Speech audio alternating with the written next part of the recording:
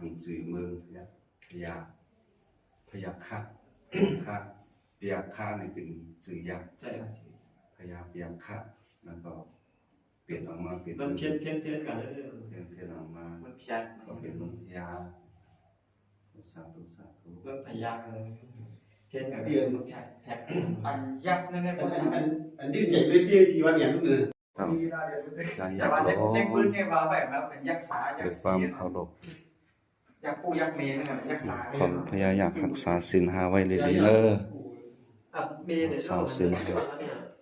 มันจะตาเวนะมณีสิกขาปะทังสมาธิยามิอาตินนาตานาเวระมณีสิกขาปะทังสมาธิยามิกาเมสุมิชฌาจาราเวระมณีสิกขาปะทังสมาธิยามิ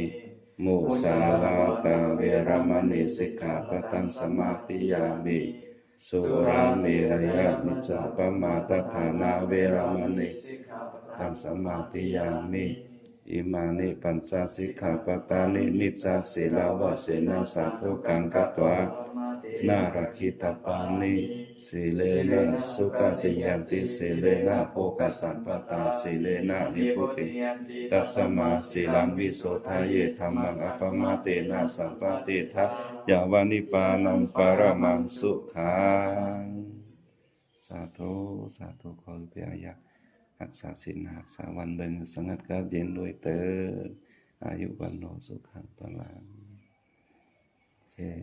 ปันเป็นโตเนี่ยเขาปันไว้เนี่ยมีขนาดมีสิพันป้อนพยายามสังฆาเจ้าทั้งหลายปันสินพันป้อนพยายามไปตานี้ห้อยพัตตาพระเจ้าอันพบไปหลังนี่เป็นโกเมลสิ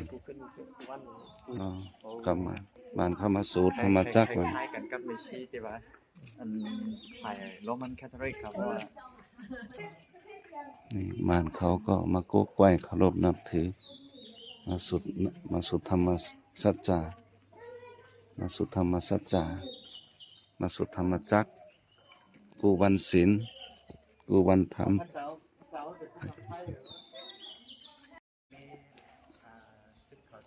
อันนี้นะอันนี้หันนั่นพระธาตุจอมค่ำเมืองพยากโอ้ผมนับตัวอะไรขึ้นมาผมนับตัวอะไรมาเนินเลยนะ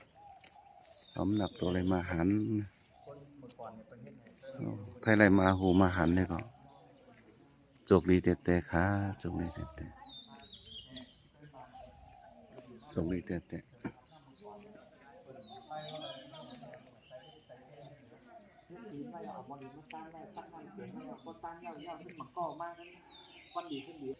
อะไรมาหูมาหันเมืองเปียก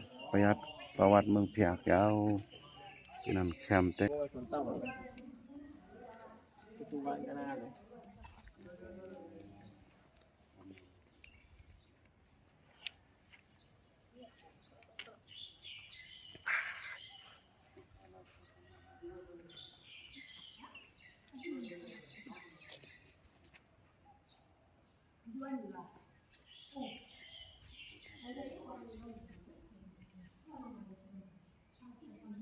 ป่วยเบ็ดอะไรนะ